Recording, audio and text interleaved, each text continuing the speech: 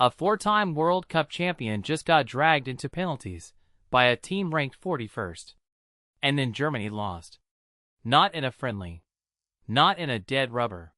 In a World Cup knockout match, after 120 minutes where Germany had the ball and the history, and still could not solve the one problem Paraguay gave them. Ranked 10th in the world. Beaten by the 41st. A goalkeeper guessing right. A German penalty dying in his gloves. Another shot missing the target. The white shirts frozen, because the thing Germany never used to lose had finally broken. But this was not just about penalties. Paraguay built a trap. Stay narrow, protect the box, survive the first wave, and force Germany into the same answer over and over. So when a giant keeps repeating a plan that has already failed, is the upset really an upset, or just the bill finally coming due? June 29, 2026. Foxborough, Massachusetts. Germany versus Paraguay in the round of 32. Germany arrived with the old weight of the shirt. For World Cups, a global ranking inside the top 10, and a squad still expected to act like a tournament heavyweight. Paraguay arrived with the opposite story. Ranked 41st. Written off after a heavy opening defeat. Treated like a survivor, not a threat. Germany had the names. Germany had the ball. Germany had the assumed control of the match. Paraguay had the lower block, the suffering, the keeper, and a plan that looked ugly right up until it became perfect. To understand why this felt bigger than one shootout, go back 8 years. In 2018, Germany came in as defending champions and left in the group stage. In 2022, they went out in the group stage again. Twice in a row, the country that used to define control suddenly looked fragile when games got chaotic. So when Paraguay took them to penalties in 2026, this was not just another knockout scare. It was a third straight World Cup where Germany entered with status and left with questions.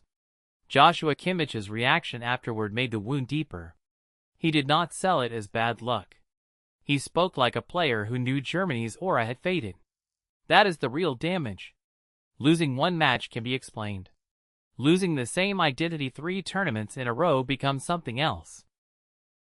Paraguay's idea was simple, but it was not passive. Gustavo Alfaro did not ask his team to trade attacks with Germany. He asked them to make Germany predictable. Paraguay stayed compact enough to block the spaces between midfield and attack. Every German received between the lines was delayed by a red shirt. Not always to tackle. Just to stop the next action from being clean. Paraguay did not panic when Germany moved wide, because wide possession was part of the bargain. Let Germany have the crossing lane. Let the ball travel into the area.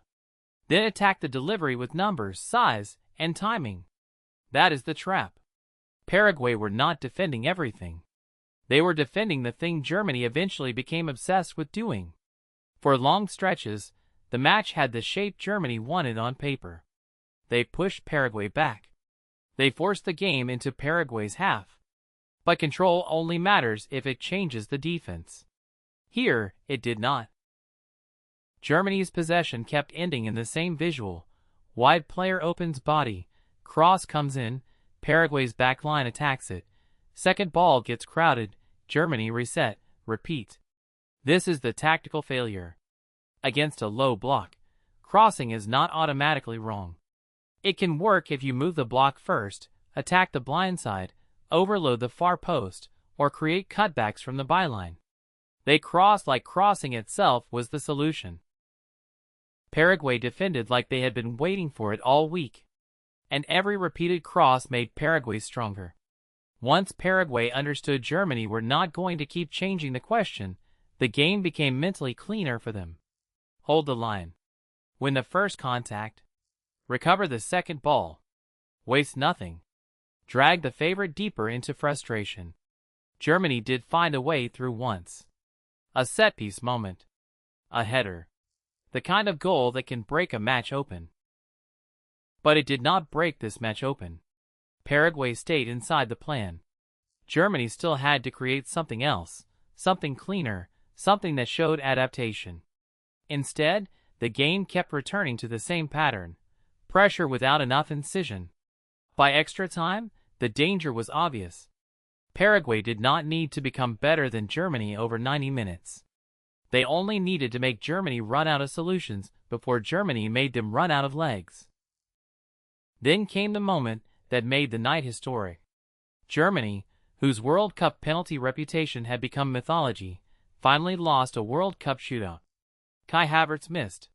Jonathan Tah missed after having a goal ruled out earlier.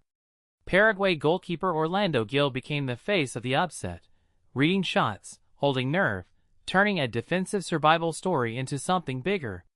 And when Jose Canales stepped up for Paraguay, the entire match compressed into one kick.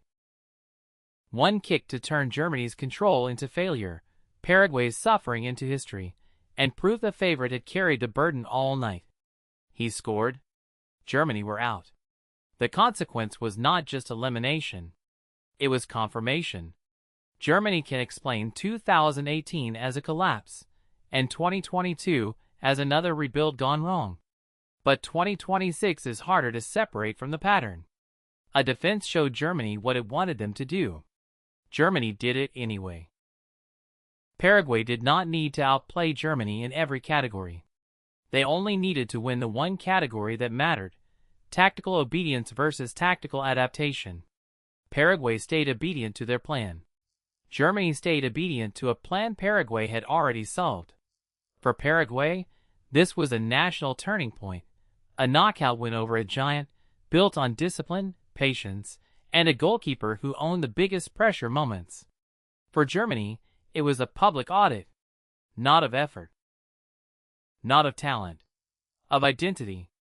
Germany did not lose because Paraguay were better on paper. They lost because Paraguay made the match small, narrow, and repetitive, and Germany accepted those terms. They lost because possession became comfort, crosses became habit, and habit became a trap. They lost because a team ranked 41st understood exactly what kind of suffering the match required, while the team ranked 10th kept waiting for status to become a solution. One match. One hidden tactical reason. One brutal consequence. The match was Paraguay beating Germany. The hidden reason was Germany repeating the same wide delivery into a defense designed to eat it. The brutal consequence is that this no longer looks like a bad night. It looks like the third act of the same collapse. And once losing early stops being shocking, the scariest question is not how Germany lost to Paraguay. It is whether the rest of the world still fears them at all. Subscribe for more World Cup Chaos Lab. One match, one hidden tactical reason, one brutal consequence.